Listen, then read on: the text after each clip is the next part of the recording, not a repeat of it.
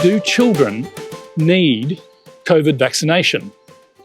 Given that their risk of dying from COVID is very small, and given that their risk of getting acutely unwell and hospitalised is also very small, you may wonder whether they need a vaccine.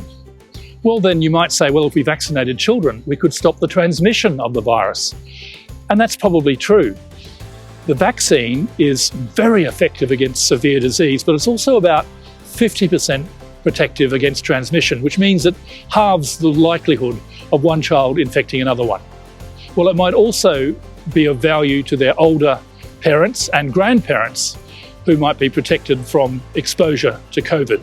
There's another thing that happens with COVID. It's called long COVID, and it's essentially fatigue and brain fog. Brain fog is where your attention, your concentration, your memory are all affected by the long-term effects of the COVID infection. It happens in about 5 to 10% of adults, where the symptoms of COVID continue for at least 3 months and potentially a year or more. In children, the risk of long COVID is less than 2%.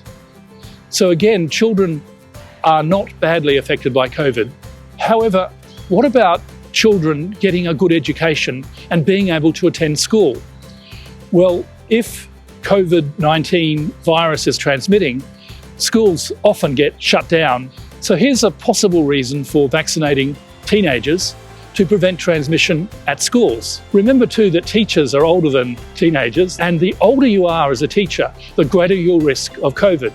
If you said the risk of COVID disease and death was a number called X in 20-year-olds, well, in people in their 30s, the risk of death from COVID is 4 times higher.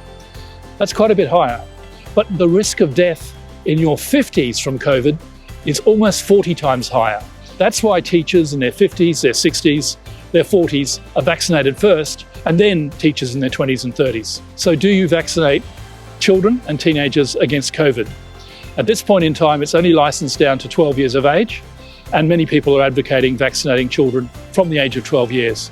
So there you go, there's a question for you, and there's a research element to it, and why don't you take part in the research?